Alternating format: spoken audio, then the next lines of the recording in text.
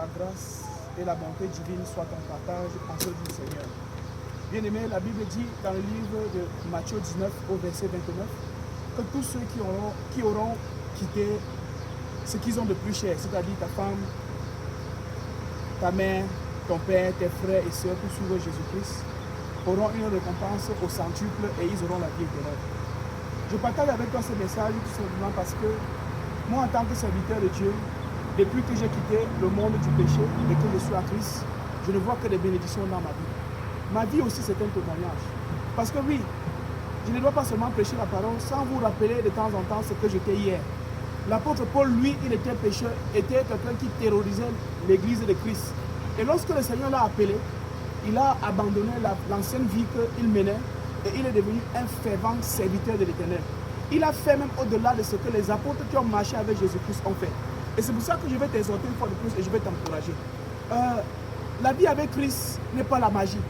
La vie avec Christ, c'est un processus. Et c'est une vérité. Ce n'est pas une réalité comme beaucoup pensent. Parce que si nous voulons vivre selon la réalité, nous allons faire des choses contre notre propre volonté. Mais j'aimerais t'exhorter pour que tu comprennes que tu dois vivre une vie de vérité. Vivre une vie de vérité, c'est vivre avec la parole de Dieu. Vivre une vie de vérité, c'est vivre dans la sanctification.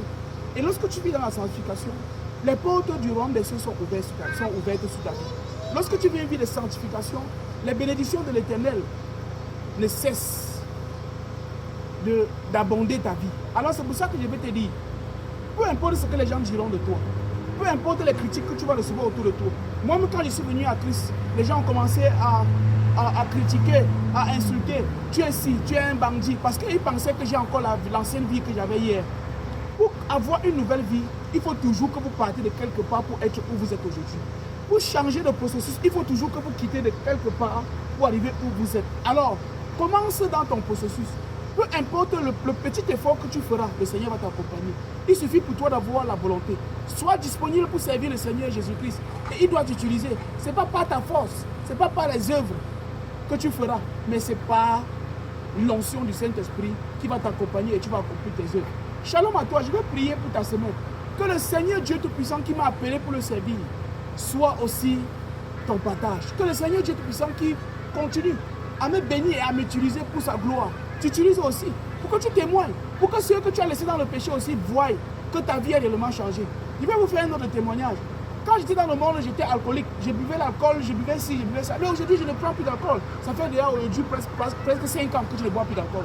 Parce que j'ai compris l'importance de servir Christ. Parce que j'ai compris quelle est la valeur de l'être humain. On n'a pas besoin de se détruire par nous-mêmes.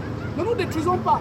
Notre corps est précieux pour nous et précieux pour Dieu. Notre vie est précieuse pour nous et précieuse pour Dieu. Donc ce que nous devons faire, c'est regarder toujours à Christ et laisser Christ nous utiliser pour que nous savourons les jours de notre vieillesse. Pour que nous savourons les jours de la vie éternelle. Donc sois fortifié davantage. Et que cette semaine, que tout ce que tu vas toucher, que cette deuxième partie